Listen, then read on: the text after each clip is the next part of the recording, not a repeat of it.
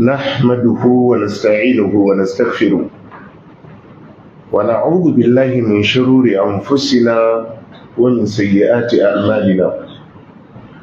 من يهده الله فلا مضل له ومن يضلل فلا هادي له. وأشهد أن لا إله إلا الله وحده لا شريك له وأشهد أن محمدا عبده ورسوله. يا أيها الذين آمنوا اتقوا الله حق تقاته ولا تموتن إلا وأنتم مسلمون.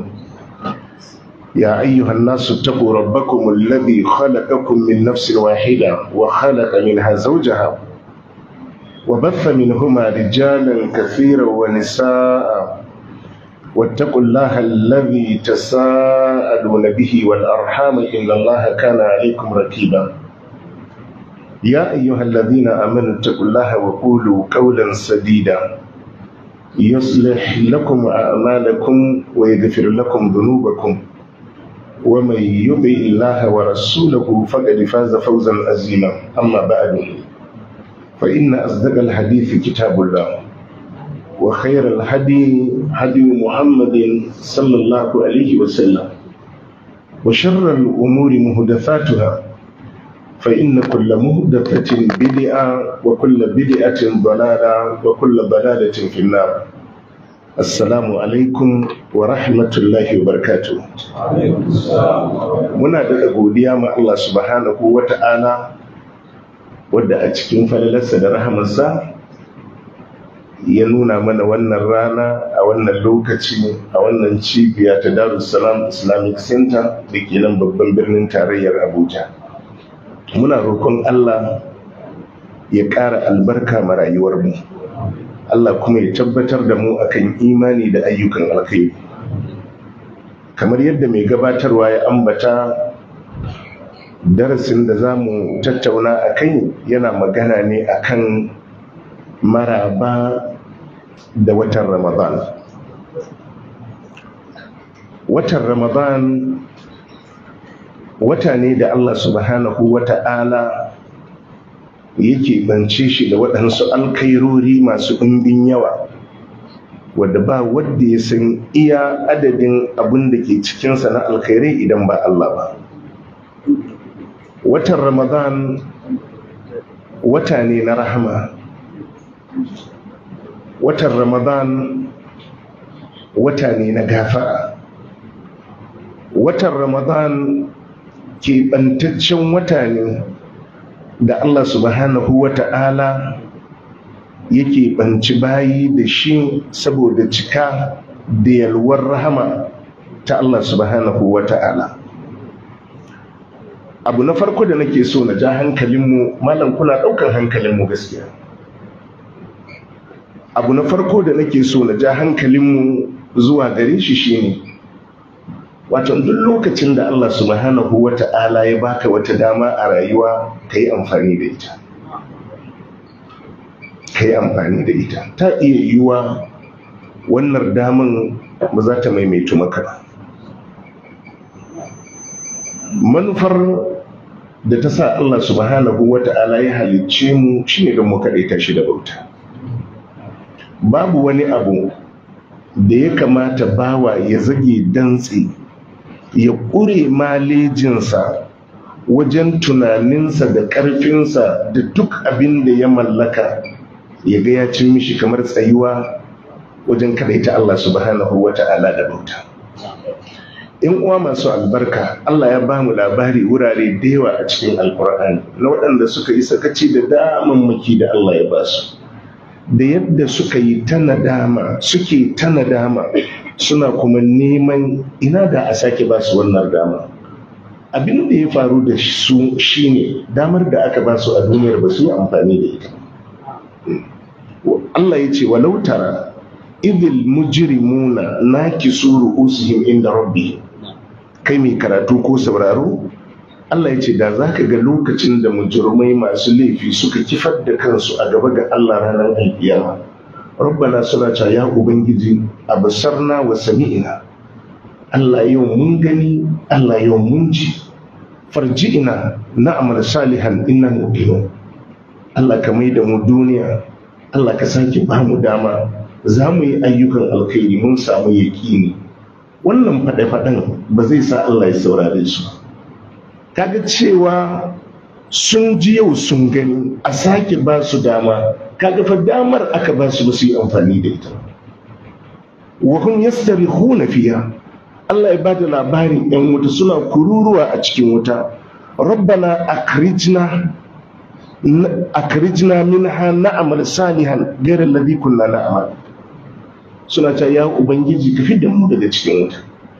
Allah ka sake ba mu dama na'mal salihan ghayra alladhi kunna na'mal. Za mu aikata ayyuka nagartattu masu kyau, Allah ba irin wanda muka yi ba. Kaga fa an ba su damar ne, ba su yi amfani da damar ba. Yau aka wayi gari suna sake neman dama.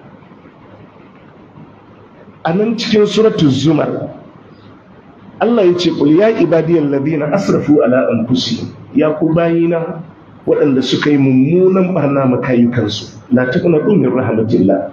Allah ya ce kar ku ɗebi tsammani daga rahamar Allah, kar ku ji kanku ba za ku shiga aljanna, kar ku ji kanku Allah ba zai gafarta muku ba, kar ku ji kanku Allah ba zai muku ta goma shi ranar haɗuwa da shi ba.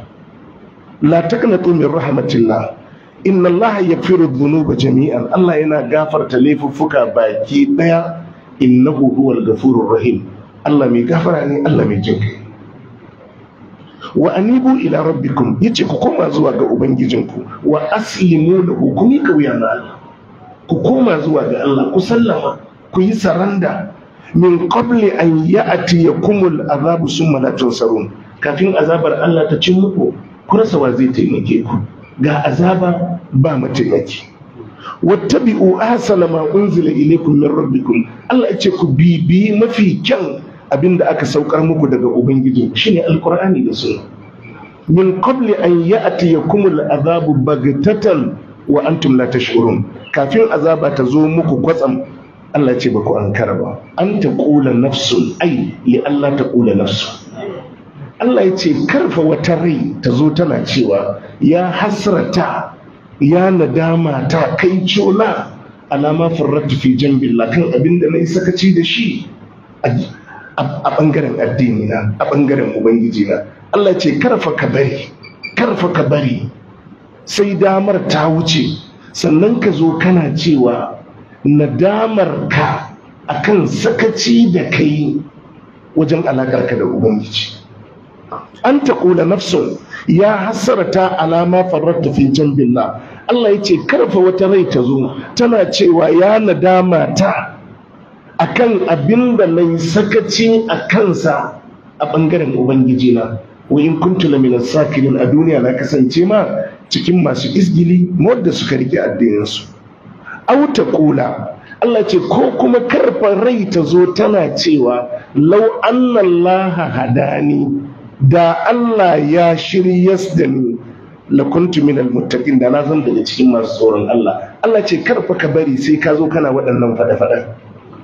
Aw taqula hina taral azab, ko kuma rai ta zo tana faɗi lokacin da ta ga azaba, law anna li karratan bi ma'ana raja, ina ma da zan sake samun dama a maida ni duniya, a sake bani dama in zama daga cikin mutanen kwarai.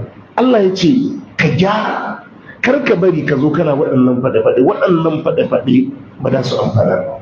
Duk waɗannan ayoyi da ire-iren su a Qur'ani suna da yawa, wallahi babu wadda Allah zai saurare shi. Ramadan wani wata ne da Allah yake bance shi da garaɓasa a kowace shekara wa bayinsa. Duk yadda za a misalta maka abin da ke cikin watan Ramadan, wallahi banda Allah ba wadda ya isa ƙididdige maka shi. Duk magana da za ka ɗauka game da watan Ramadan, duk yadda maganar take, inda za ka tsaya kai nazari a kanta, za ka ga rahamar Allah da ke cikin watan wallahi ya sha kan tunaninka. A kowace shekara Allah ya keɓanci wannan wata na Ramadan, yakan yi bonanza ne wa bayansa. Shi yasa Annabi sallallahu alaihi wa alihi wa sallam yace ragima an farajulin adraka ragima anfu rajulin dakala alaihi ramadan thumma falaka qabla an yukfara lahu. Annabi yace Allah wadaran wadda Ramadan ya shigo ya same shi da ransa da lafiyarsa har Ramadan ya fita kuma bai samu rahamar Allah ba, domin waɗannan kwanaki da muke rayuwa yau a cikinsu kwanaki ne da ake so ka zage dantse ka nemi duk abin da za ka nema abin Allah. In Ramadan ya shigo shi kuma ɗibi da kanka, watan Ramadan ɗibi da kanka, watan Ramadan ɗibi da kanka. Akwai wadda kawai ganin an ga wata yana raye, an ga wata yana raye tun kan a ɗauki azumi.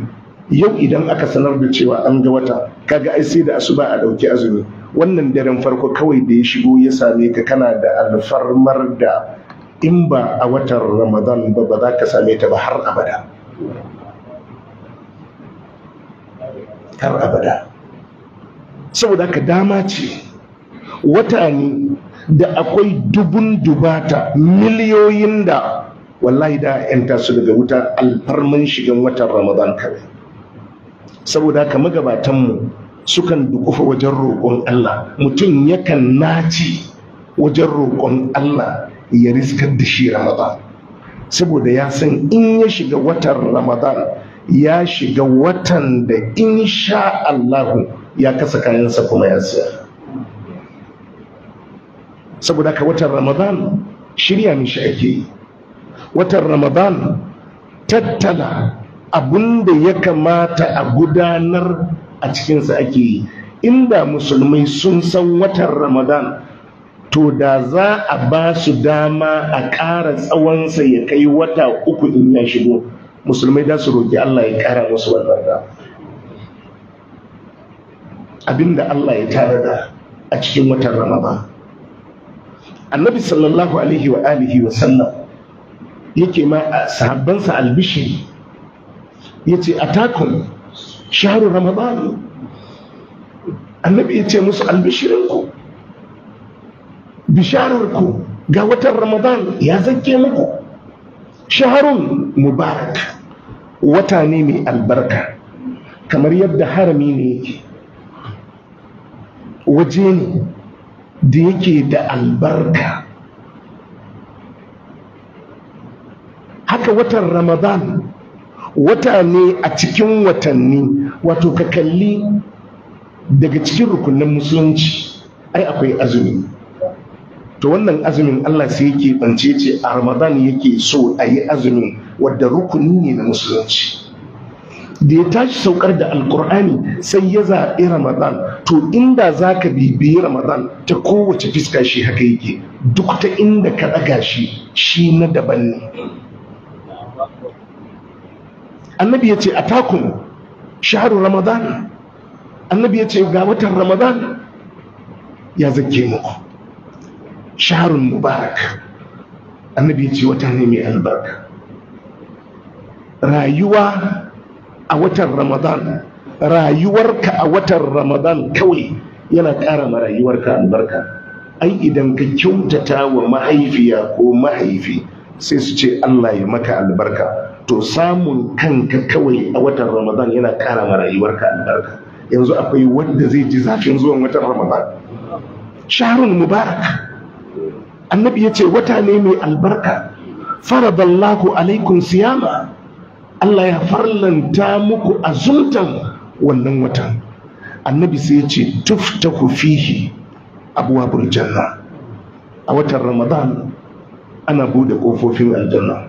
Wa tughlaqu fihi abwabul jahim, sannan ana kode kofofin wutan jahannama.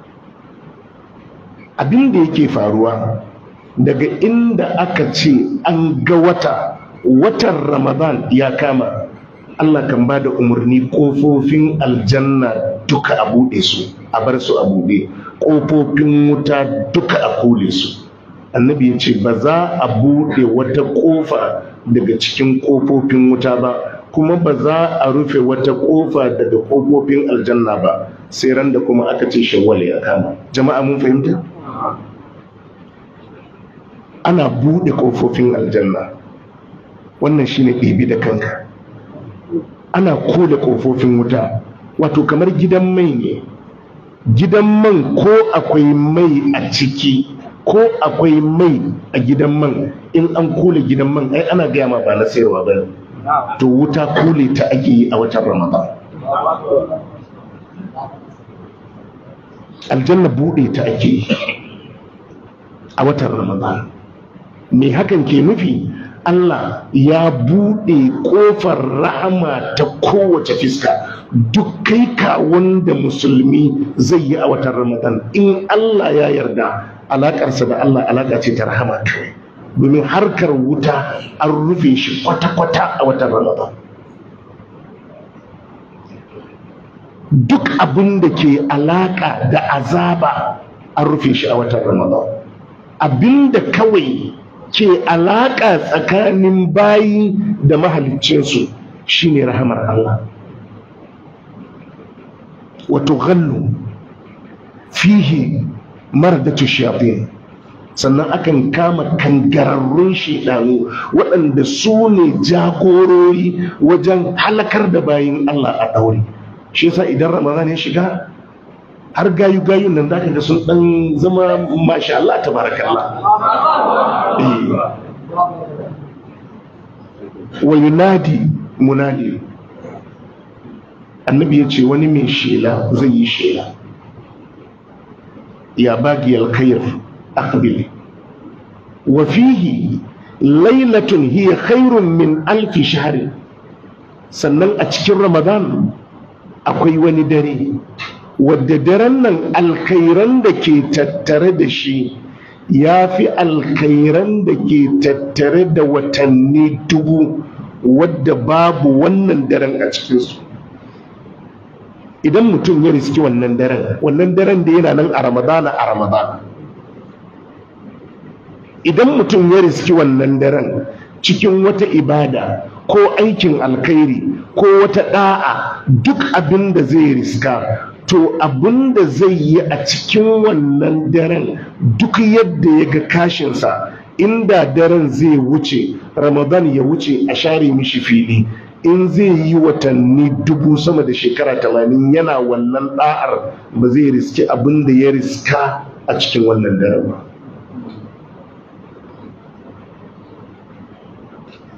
Man hurima khaira faqad hurim, annabi ya ce, amma duk wanda aka haramta ma alkhairin wannan dare, annabi ya ce to kuma an haramta mai komai, ya rasa komai, ya rasa komai, bai samu komai ba, bai samu komai ba. A wata riwaya annabi sallallahu alaihi wa alihi wa sallam ce, idza kana awwalul lailatin min shahri ramadan, annabi ya ce idan daren farko na Ramadan ya shigo, shine misalin da muka yi, kana zaune sai ka ji sanarwa kuma an ga wata. To wannan sanarwa da aka yi, an yi shi ne a daren farko na watan Ramadan.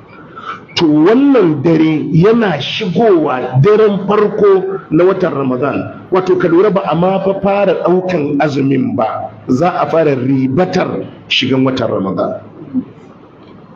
إذا كان أول ليلة من شهر رمضان صفدت الشياطين ومردة الجن، النبي تيزا أكام الشيطان دا كان قررون الجنو أدوريس، وقلقت أبواب النار، ذا أكام قوفو في متى دك أكوليس، وفتحت أبواب الجنة، ذا أبوبو دي قوفو في الجنة، وقلقت أبواب النار، ذا أبوكو لي قوفو في متى، فلم يفتح منها باب باوة قوفة ذا أبوكي أوتن رمضان، وفتحت أبواب الجنة، ذا أبو دي قوفو في الجنة، فلم يغلق منها باب، كما باب وتقوفة ذا أبرفي daga cikin ƙofofin aljanna. Wannan yadda kaga ƙofofin suke buɗe, haka suke buɗe iya rayuwar Ramadan. Wa yunadi munadin, annabi ya ce Allah zai sanya mai shelanta wa bayi. Annabi sallallahu alaihi wasallam ya sanar da mu abin da ake shelanta. Ya bagi alkhairi aqbil, ya wadda yake fafutukan alkhairi, faɗi tashi dare da rana abinda yake so ya riska alkhairi za a ce mishi to ka fiskanto ga lokacin ka yayi, kar ka daga hankalinka, ga lokacin da za ka riski duk abinda kake so ka riska. Wa ya bagi ya shar, ya mai fafutukan sharri, ya kutsa nan cikin barna, ya kutsa nan cikin barna, access za a ce ka taƙaita makanka. Walillahi utaqa'u, Allah yana da waɗansu ‘yantattu minan nari daga wuta, wa zalika fi kulli laila, a kowane dare na watan Ramadan. Kowane dare, daga daren da aka ce an ga wata Ramadan ya shiga, Allah kaɗai ya san iya dubbai na musulmin da za a yi ta ‘yanta su, su an sallame su, an sallame su. Gobe za a sake ‘yanta wasu, jibi za a sake ‘yanta wasu. Duk daren Ramadan Allah kaɗai ya san iya adadin. Malamai da yawa sukan yi ta kawo adadi kaza, dubu kaza, dubu kaza, duka babu abin da ya inganta tabbatacce, amma dai Allah kai kasan karamci ai na Allah, kasan karamci na Allah. Shi Allah a karamcinsa duk abin da za ka mora a ce a shekara 10, 20, 30, 40, to wannan baya karamci da shi. Duk abin da kaga za a mora na wani lokaci za ka samu wannan ko zaginsa mutum yake zai iya bashi. Shi in dai zai ma karanci zai baka abin da har abada za ka mora ne. Shi yasa duk abin da ya tanadar wa mu'mini a lahira ya ajiye mishi. Amma duk abin da shekara 10 ake moransa ko 20 ko kaza, to wannan da ka samu yadda zai baka haka zai ba wa kafin. Karamcin Allah bayi ma tanadin shekara 10 ko 20, yana ma tanadi ne na har abada, na har abada. Walillahi utaqa'u minan nar wa dhalika fi kulli layla. Allah yana da waɗanda yake ‘yantawa a cikin kowane dare na Ramadan, kowane dare na Ramadan har ƙarshen Ramadan. Yanzu wane ne ba zai yi marmari da ɗaukin Ramadan ya shigo? Wani adadi ne a wannan daren za a ɗebi waɗannan adadi, an ‘yanta su, sun ‘yantu, sun ‘yantu, sun ‘yantu, sun ‘yantu. Gobe za a ɗebi waɗansu a ‘yanta su, jibi za a ɗebi waɗansu a ‘yanta su, gata za a ɗebi waɗansu a ‘yanta su. Duk dare a wata ruwaya duk lokacin da za a sha ruwa. In an sallame su, an sallame su. In an sallame su, an sallame su. Babu wadda zai ki haka sai wadda bai samu dace daga Allah ba. Shi yasa annabi ya ce Allah wadaran wadda aka yi gara basar Ramadana har aka gama Ramadana ya fita, annabi ya ce bai samu ba. Annabi ya ce Allah wadaran wannan. In dai a Ramadan baka samu ba, to a ina ne da ka samu? In dai a Ramadan a wannan kaso da ake kasawa baka samu ba, to yaushe ne za ka samu? Wani abu ne aka ce fast mark da ake bukata, ana so ka zo da kaso 70 cikin 100 na makin. Yau sai aka zo aka ce to ana bukatar 20 ko 30 za ka haye, sai ka gagara zuwa da 20 ko 30 din, yaushe za a koma 70 kuma ka ce za ka samu?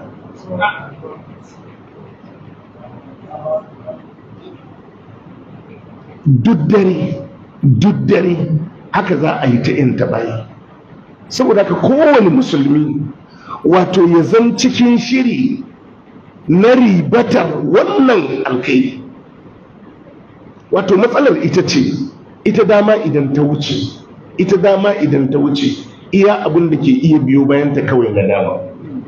Iya abin da kawai ke iya biyo bayanta na dama. Yanzu duk waɗanda yau aka kai su aka bisne su, to yanzu su suna jiran benci. Duk abin da ka ji ana yi na hisabi ranar alkiyama da a yi kaza, su jira kawai suke a fara. Ba wadda za a sake ba shi dama ya karanta alkur'ani, ba wadda za a sake ba shi dama ya yi sadaka, ba wadda za a sake ba shi dama ya yi sallar nafila, ba wadda za a sake ba shi dama ya yi azumin nafila, ba wadda za a sake ba. Iya abin da ya tattala ya tanadar ya tafi da shi kabarinsa, to iya abin da kenan ya tafi da shi. Yanzu kai ne kake da damar karawa, kai ne kake da damar gyarawa. Yanzu shi duk abin da kaji ana cewa ana yi a kabari, duk abin da kaji ana cewa zai faru ranar alkiyama, yau wadda kuka kai shi kuka biske shi na shi yanzu jira kawai yake ya game zai faru. Saboda ka mafi girman abin da shi yake bukata daga gare mu kawai addu'a. To amma kai kana da waɗannan damammaki a gaba gare ka, kana da waɗannan damammaki a gaba gare ka. Da yawan mutanenmu wani in ya tuna azumin ma na zuwa gabansa faɗuwa yake, gabansa faɗuwa yake. Azumin nafila idan da mutum zai sabi azumi, annabi sallallahu alaihi wasallam ya ce yayi azumin don Allah haka kawai yau yayi, ko da dan wuta ne, ka kaddara ko da dan wuta ne, wannan azumin ya ƙara mishi gab tsakaninsa da wutar na shekara 70.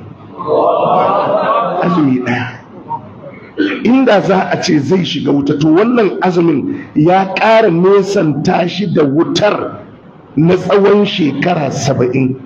Ina na watan Ramadan, ina wadda yake yin na nafilfili a kai.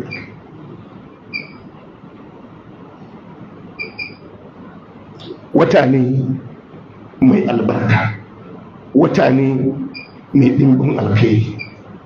Shirya mishi ake yi, shirya mishi ake yi, tsara yadda za a gudanar da al'amurra a cikinsa ake yi, domin baka sani ba, wataƙil bayan wannan daman ba za ta sake maimaituwa maka ba. Wataƙil bayan wannan damar ba za ta sake maimaituwa maka ba. Ita kuma rayuwa da mutanenmu suke ɗaga hankali a kai, wato babu wadda ya fi wahala a rayuwar duniya kamar wadda shi damuwansa sai ya ga ya magance matsalolin gabansa. Wannan ma'aunin in ka sa makanka, wata matsalar za ta taso ne ma ran da za ka mutu, kuma haka za ka tafi ka barta. Ita rayuwa Allah yana juya ta ne tsakanin bayi. Alhaya la taswa li ahadin, garau baya yiwa. To wanda shi bai fahimci rayuwa ba, duk abin da ka fuskanta, annabi sallallahu alaihi wasallam yake cewa ihris ala ma yanfa'uka wasta'in billah. Ka zage dantse wajen fuskantar duk abin da zai amfani ka, duk abin da ka tabbatar mai amfani ne duniyarka da lahirarka. Annabi ya ce ka zage dantse wasta'in billah, ka nemi taimakon Allah. Annabi ya ce wala ta'jis, kar ka yi kasa a gwiwa, kar ka fuskanci wani abu a rayuwa kana mai karaya, kana jin ba zai yi. Annabi ya ce ka tsaya kai. Annabi ya ce amma in kai failing, to nan kuma ka ce haka Allah ya kada. Kar ka dawo kana cewa da a cikin wannan abu. Abin da zai yi shi ake, abin da ba zai yi ba ka wuce shi, ka je kan abin da zai yi. Wato yadda yanzu muke maganar nan, za ka samu wani tun da safe ko da rana ko da yamma ya kai matarsa asibiti za ta haihu. So yanzu ta haihu, ita lafiya, ɗa lafiya. Yanzu ɗin nan za ka samu an ba su takardar sallama, saboda ka zai ɗauki iyalinsa da bebinsa su koma gida, ana cikin farin ciki, ana cikin murna. To a daidai wannan lokacin wani kuma an ɗauki takarda an ba shi zai je ɗauki gawan babansa ko mahaifiyarsa. Haka rayuwa take. Saboda ka su biyun nan za su fita daga asibiti ɗaya a lokaci ɗaya, wannan na kuka wannan na farin ciki. Haka rayuwa take. Haka rayuwa take. Kamar mace ce da aka mata kishiya, ran da aka kawo amaryan nan, kaga ita kiyamanta a gidan nan ya tashi. To a wannan dare da aka kawo miki kishiya, kike cikin wannan tashin hankali, ita kuma uwar amaryan a yau za ta yi bacci mai daɗi saboda zaman wacce ya ƙare yau. Haka ne, matsala ɗaya ce, ku biyu ne, wannan tana cikin takaici, ita wannan uwar amarya da 'yan uwanta da yayunta dama suna ta mata addu'a har a cikin daruruwar Ramadan Allah ya kawo miji. To yau suna cikin nishadi da kwanciyar hankali, yau wacce zamanta a gida ya ƙare ke kuma kina can. To haka rayuwa ta. So ka ce kai gefe ɗaya kawai za ka tafi, ba zai yiwu ba zai yiwu ba. Mutum ne yana tafiya a motarsa kawai shi kenan ya ta samu matsala, yana zaune makanikinsa da zai buga ma waya ya ce ya zo ya duba motar, za ka samu wannan makanikin watakila a ranar ba a yi abinci a gidansa, watakila 'ya'yansa suna gida bai biya musu kuɗin makaranta ba, watakila lokacin da zai fita gareji matan cewa take Allah ya bada sa'a. To tsayuwar motan kan shi ne sa'a, tsayuwar motan kan shi ne sa'a. Shi ma watakila zai ce mata idan na tafi gareji in na samu wani abu zan turo. To wannan tsayuwar motar ku, wannan zai tafi Yola, wannan zai tafi Gombe, wannan ga fasinjoji, mota ta tsaya, za ka samu abincin wani makanike ne a jikin mota. Shi kuma a wannan tsayuwar kun zai samu kuɗin da zai biya makarantar 'ya'yansa. A ranar zai warware matsalolinsa. Malam, haka rayuwa take. In baka fahimce ta haka ba, baka fahimci rayuwa ba. In baka fahimci haka ba, baka fahimci rayuwa ba. Ka ce wai kai ba za ka shiga matsala ba, ko kuma waɗannan matsalolin su da su hana ka, su za su hana ka fuskantar addininka da ubangijinka, to za ka ɓata lokacinka. Saboda haka a yi shiri, a yi tanadi. Yana daga cikin abin da ake tanadi ma Ramadan da shi shine tuba ta gaskiya. Tuba ta gaskiya. Karka bari Ramadan ya riske ka a cikin munanan ayyuka. Karka bari Ramadan ya riske ka a cikin munanan ayyuka. Wato ɗaya daga cikin sharrin sabon Allah shine yakan hana mutum samun muwafaka. Saboda ka Ramadan din sai ya zo ya tafi ba abin da bawa ya samu. Annabi ya ce rubba sa'in laysa lahu min siyamihi illa al-ju' wal 'atash. Annabi ya ce yau da yawa mutum kan tashi yayi azumi, ayi amma sakamakonsa a wannan azumin annabi ce yunwa kawai da kishi, bai tashi da komai ba, bai tashi da komai. Wato ka lura ita rayuwa, duk abin da ka shirya mishi insha Allah za ka yi nasara a kansa. Ko jarrabawa ne a makaranta, in dai ka shirya mishi in Allah ya yarda ana fatan nasara. Amma baka sani duk abin da baka shirya mishi ba baka cin mishi, baka cin mishi. Da yawa annabi ya ce suna azumi amma iya sakamakon azuminsu shine kawai yunwa da kishi da suka ji. Saboda akwai abubuwan da ko ba su lalata maka azumi ba za su iya hana kan moran romon da ke cikin azuminka. mallam ya da aula zu wal amala bihi wal jahl falaysa lillahi haja fi an yada'a ta'amahu wa sharaba. Saboda ka tuba duk abin da kaga kake yi ba daidai nan ba, kar ka bari mutuwa ta cin maka kana yin sa, zaka zo ka yi ta da na sanin da ka gyara, to ɗaya daga cikin sharrin saba ma Allah shine zai zama an samu rashin dace. Duk abin da kaga ake nema a Ramadan din nan sai zama wallahi mutum ya tashi bai samu dace daga wajen Ubangiji. Duk abin da mutum zai samu, duk ko shari'a mutum ke nema abin Allah, ai Allah shine zai dace da shi. Allah shine mai muwafaka a dace. Saboda ka ɗaya daga cikin abin da ake shiri ma watan Ramadan da shi shine kyautata tuba ta gaskiya. wataƙila idan Allah ya kai ka wannan Ramadan an yi da kai, to wataƙila wani Ramadan ɗin ba da kai da a yi ba. To kaga abin da ka samu a wannan sai ka ɗebi abin da duk Ubangiji ya baka iko a kansa ya zama shi ne ribar ka na Ramadan ɗinka. Yana da kyau kowane musulmi a cikin waɗannan kwanaki ya lazimci musamman majalisai da ake karantas da hukunce-hukuncen azumi. Domin yanzu da yawan majalisai an karkata kan darussa game da abin da ya shafi azumi.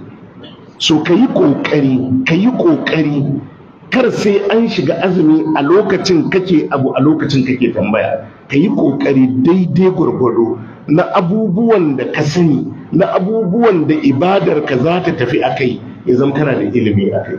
Kamar yanzu yadda muka ambaci wannan hadisi, annabi sallallahu alaihi wa alihi wasallam yake cewa man lam yada qawla zur wal amala bihi. Da yawan mutane sukan dauki azumi kawai in baka ci bane baka sha bane, shikenan. In dai mutum yayi suhur bai ci wani abinci ba, bai sha ruwa ba, bai sadu da iyalinsa ba, to ya kai azumi. Saboda ka shi ya dauka azumin kawai da cin abinci ko sha ne shine azumi. A'a, azumi har na maganganunka shine qawla zur wal amala bihi. Akwai maganar da za ka faɗa muninta ya fi munin cin abinci ma. Aikin da za ka yi azumi ne, kamewa ne, gamammen kamewa a cikin ɗa'a ma Allah.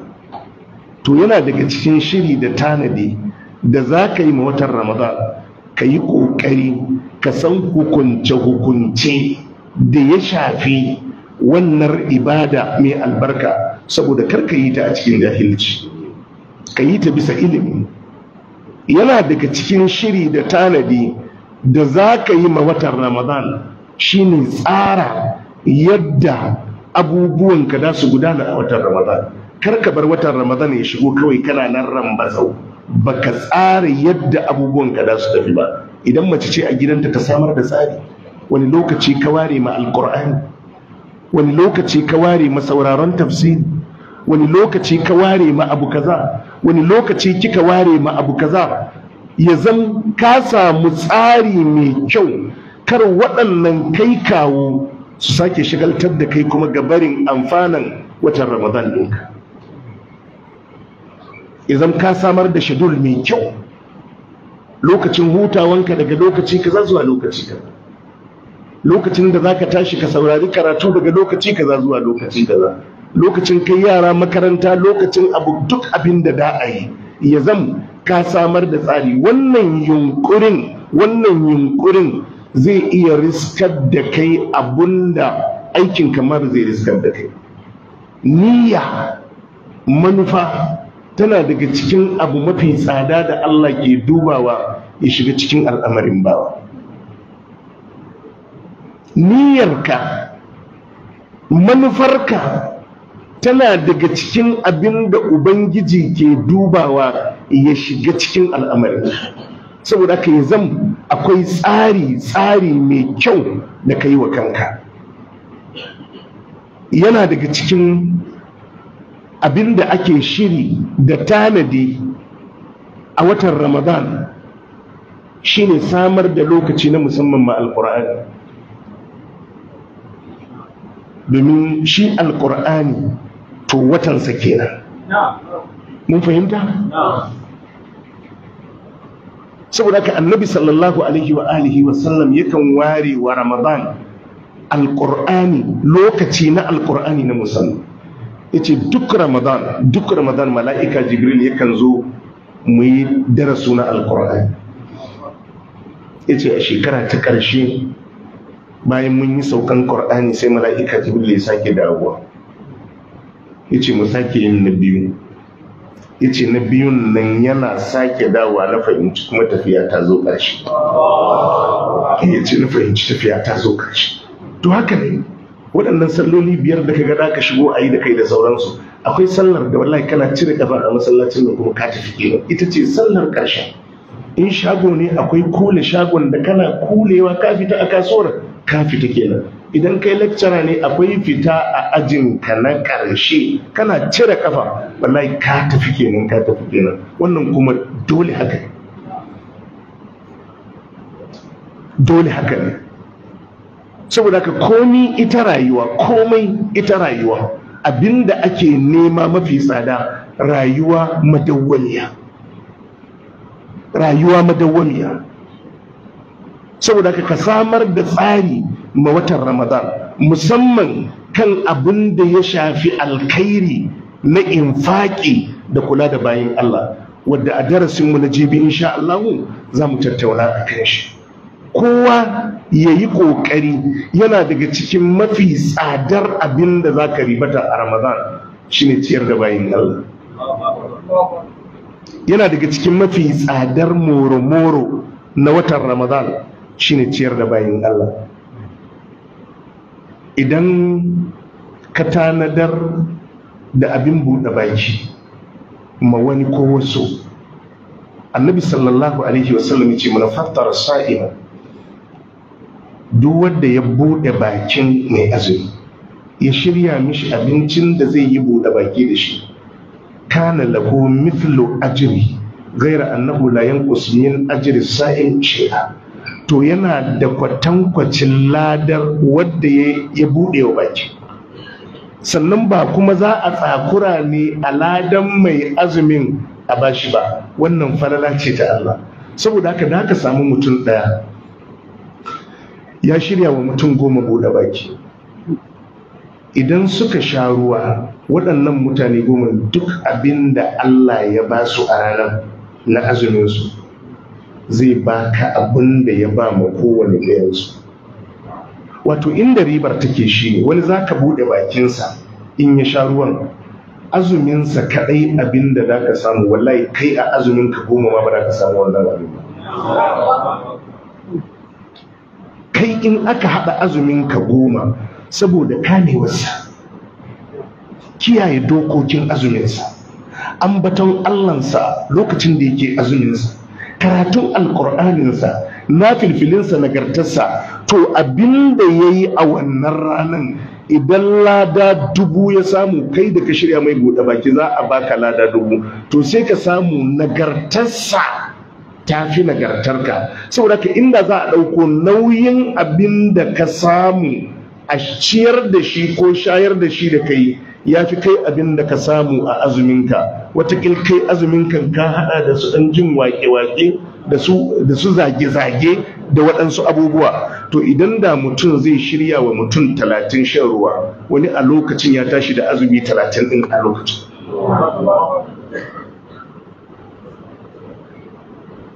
To kamar yadda na ce za mu yi bayani, za ka je ka samu masallatan da kunu ake rabawa, layi mai gidanta suke, kowa da jabtinsa ana zuba mishi kunu. Za ka samu mutum ɗaya a anguwar, in gero da a saya da siga a yi kunu, duk anguwar zai iya ba su kunu. Sai dai in an shiga falonsa ka samu abinci sama da kala 10. Ka san waɗansu su Ramadan in sukan ɗauke shi kamar wani watan fantamawa ne. Saboda ka duk abin da yake karewa a ciki shine shirya ciye-ciye da shaye-shaye da akan abin nan ɗinsa. Saboda ka da shi da abokansa ne za su zauna, makwabtansa suna nan suna cikin rayuwa, ko al'ummansu suna nan suna cikin wata irin rayuwa. To dai yana daga cikin abin da ake shirya wa watan Ramadan shine yadda kuma za ka amfanar da bayin Allah. Muna roƙon Allah subhanahu wa ta'ala ya ƙara ma rayuwar mu albarka, ya ƙara ma zuriyar mu albarka. Allah kuma ya riskar da mu Ramadana cikin aminci da alkhairi. Allah ya datar da mu da ayyukan alkhairi cikinsa. Allah kuma ya karɓa mana, Allah ya saukar da rahama gare mu. So ina fara karatu sai ga shehin mu mai gidanmu Prof ya shigo. Muna roƙon Allah ya ƙara ma rayuwarsa da zuriyarsa albarka. Allah ya saka da alkhairi, Allah ya saka da alkhairi. To mun gode malam. Malam sai ka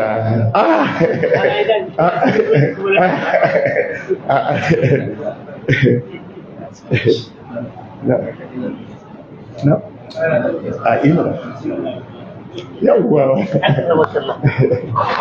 ita makalman anan ya zama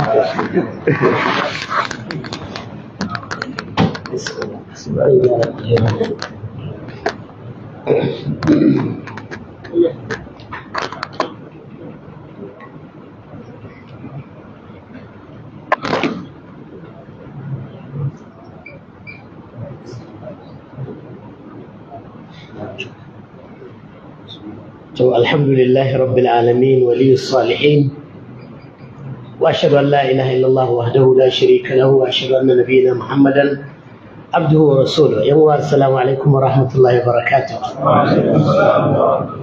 wannan rana mai tarin albarka ce a gare ni, mai kuma cike da haske. Tun da safe yau alkhairi bisa alkhairi nake ta samu, sai Allah ya rufe min shi da haduwa da dan uwana masoyina malamina Sheikh Tijjani Guruntum. Allah ya kara masa lafiya. Wato na yi shekaru ina neman malam ya zo Sokoto min wa'azi, saboda ni likita na ne, yana cikin inda wa'azin su yake amfani na. Malam kullum yana da wani uzuri, bana sai Allah ya sa ya karba. Ina jiran juma'a mai zuwa ya zo zai bude mana wani katafirin masallaci da muka kusa kammalawa, to sai aka samu akasi da alfarma sarkin musulmi ba ya da lokacin bude masallaci, ko muna so shi ya zo shi ma sarkin musulmi ya ji wa'azin, don haka sai muka daga zuwa bayan sallah.